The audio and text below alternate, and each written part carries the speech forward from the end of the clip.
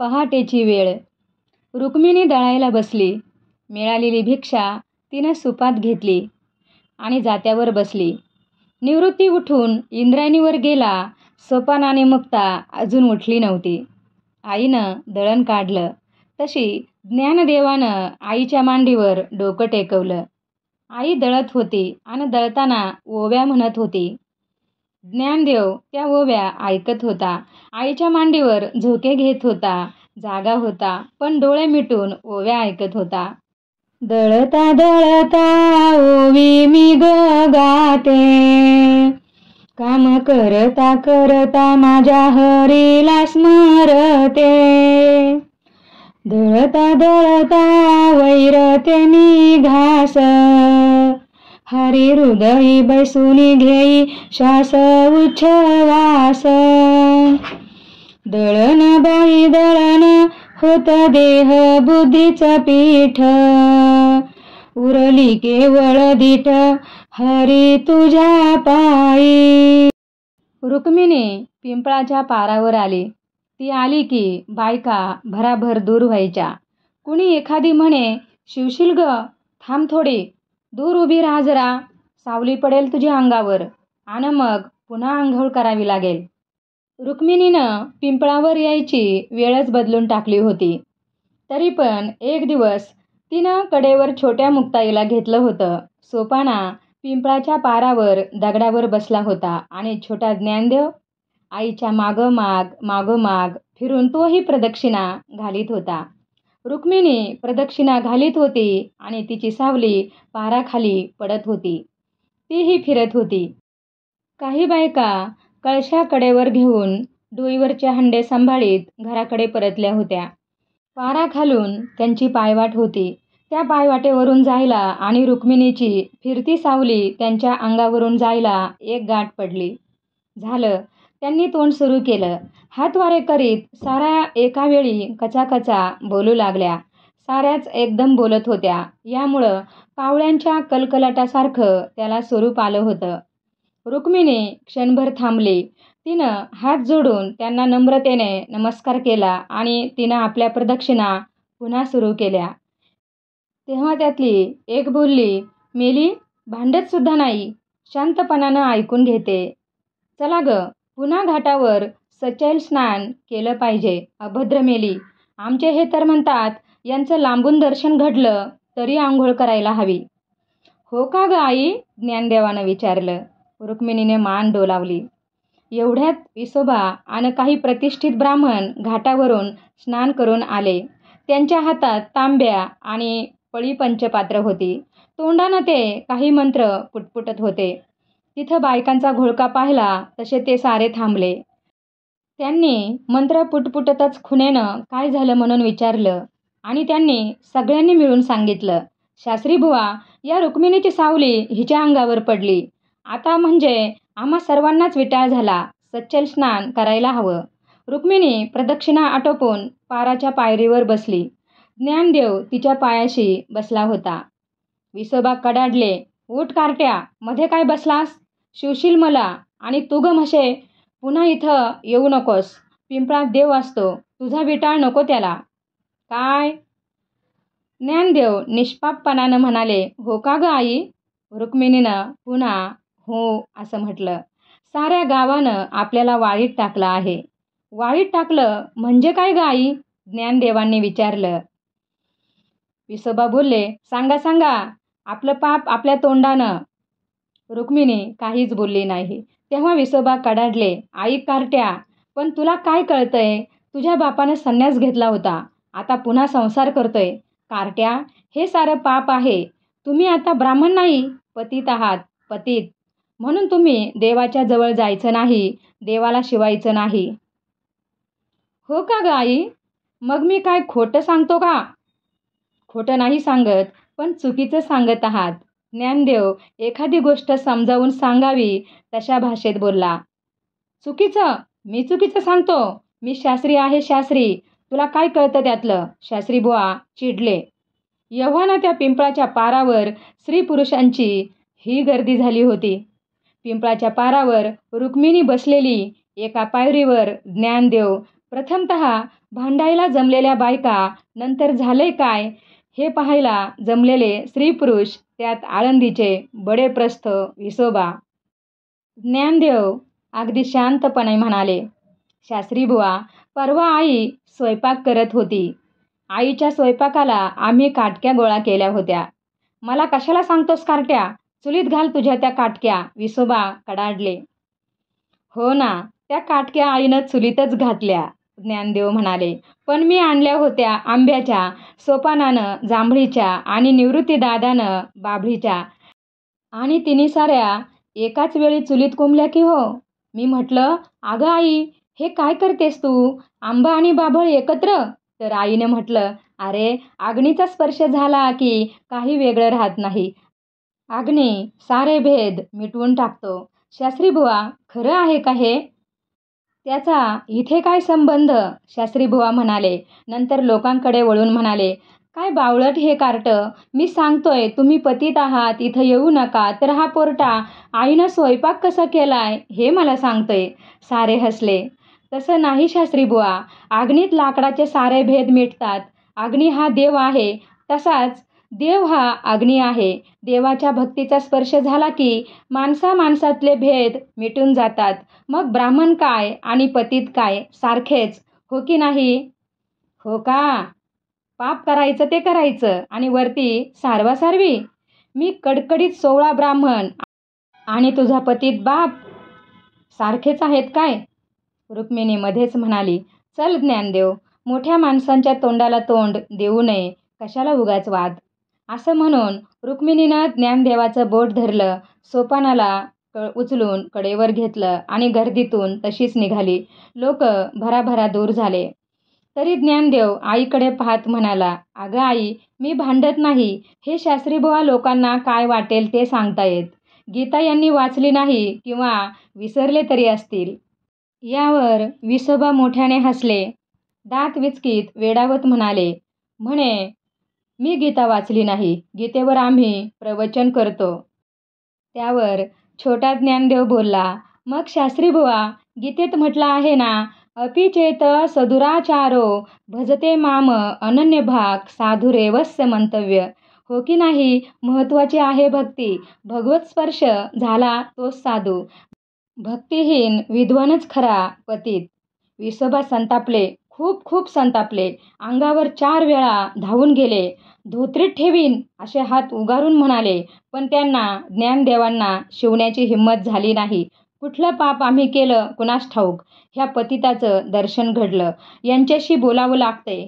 3 वेळा स्नान करतो, पंचगव्य घेतो, त्याशिवाय काही खरं नाही, असं मोठमोठ्यानं बडबडत शास्त्रीबुवा घाटाकडे तरातरा चालू लागले. घाटाकडं संतापानं तीडमिडत गेलेल्या शास्त्रीबुवांकडं आणि आईचं बोट धरून शांतपणानं निघालेल्या ज्ञानदेवांकडं लोक पाहतच राहिले. जाता जाता विद्याधर पंत म्हणालेच, तुम्ही काही म्हणा, पण आज एवढ्याशा पोरानं शास्त्रीबुवांशी बिनतोड शास्त्रचर्चा केली. आश्चर्य आहे, चमत्कार आहे हा. एवढंसं गाव, घाटावरची चर्चा गावभर व्हायला वेळ कितीसा लागणार. त्यातून गावाला कुणाबद्दल खास प्रेम कुठून असणार. विठ्ठलपंतांचा मुलगा 4-5 वर्षांचा, पण त्यानं शास्त्रीबुवांना शब्दात पकडलं. बस, ही कौतुकाची गोष्ट होती. पण मुलगा मोठा गोड आहे असंही कौतुक. त्यात ज्ञानदेवांचं मोठं प्रेम निर्माण झालं असंही नाही.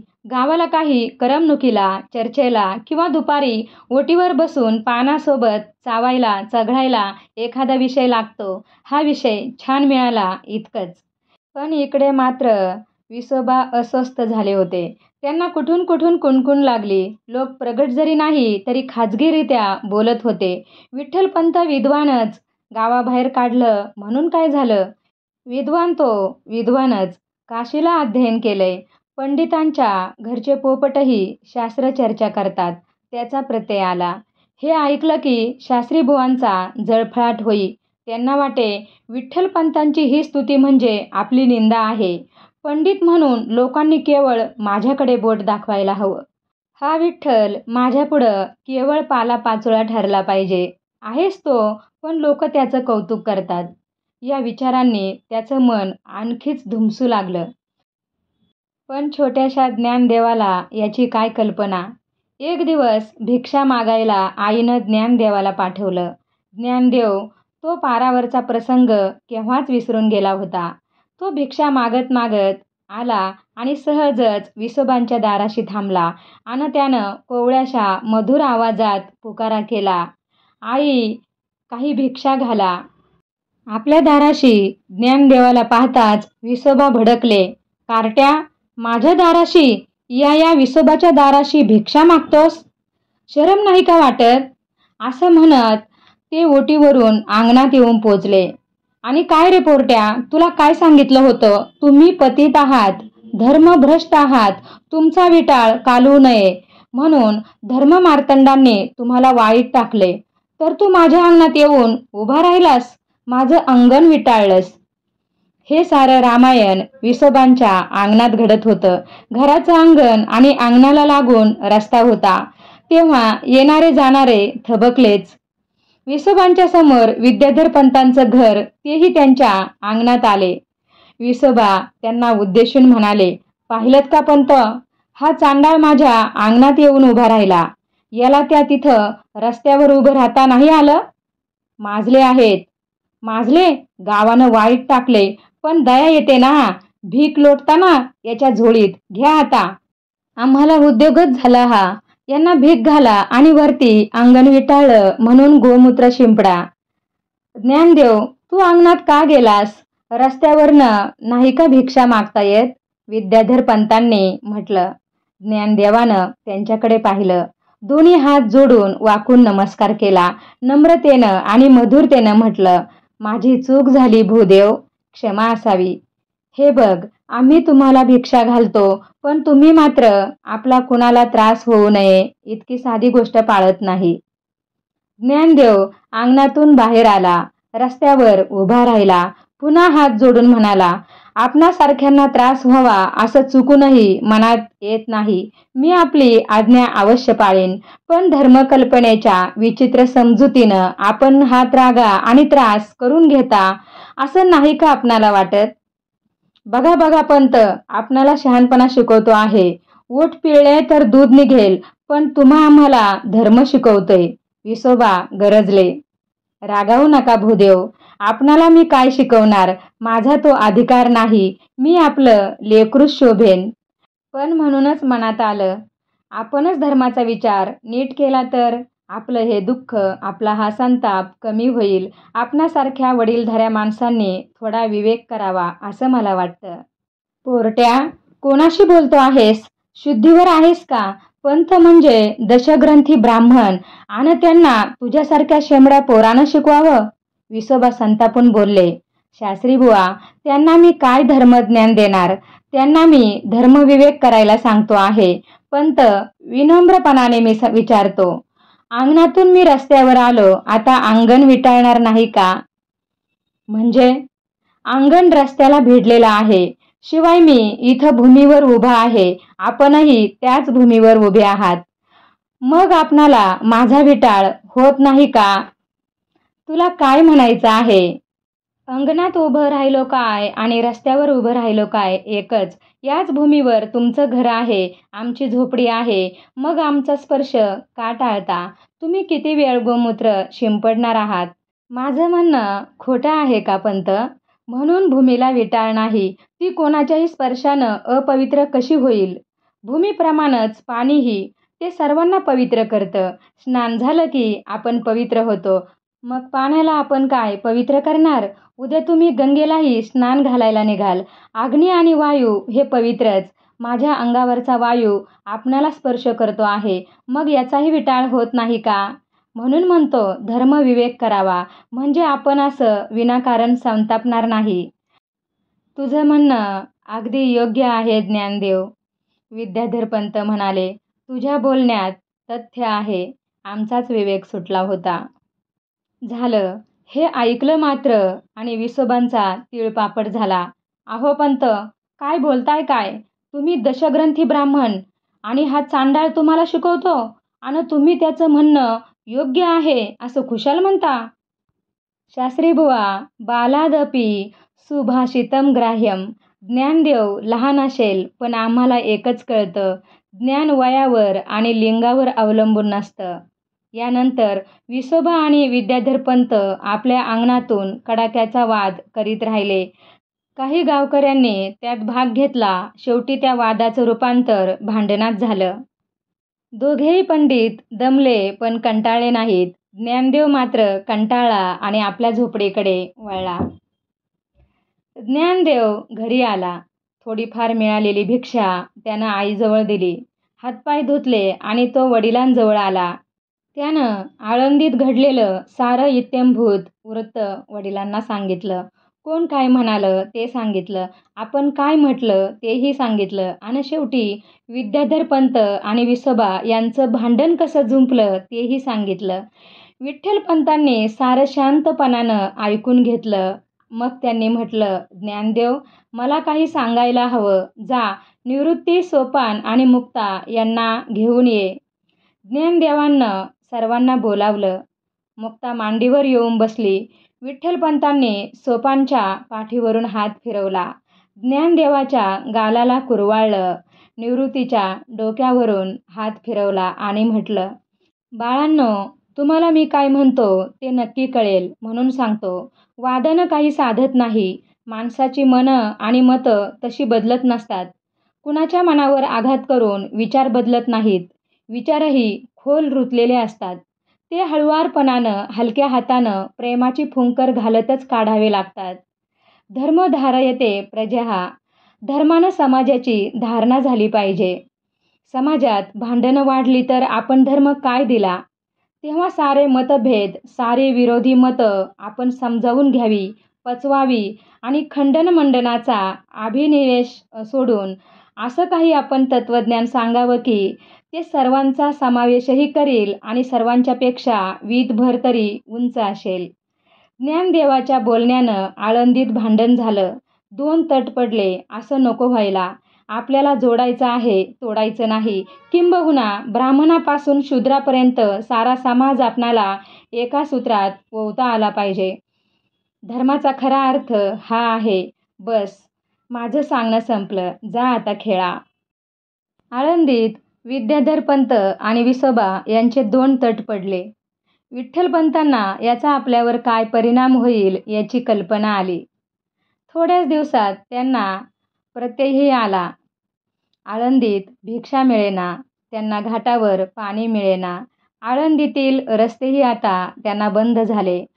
कुणी रस्त्यावरही उभे राहू देईनात. एखाद्या गाई गुराच्या मागं हु हु हु हु करीत लागावं आणि त्या गुराला पळवून लावावं तसं मुलांना त्यांच्या अंगावर सोडण्यात आलं.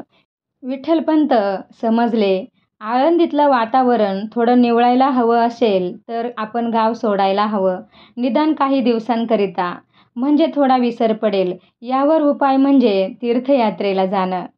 आणि विठ्ठलपंतांनी ब्रह्मगिरीची यात्रा करण्याचं ठरवलं.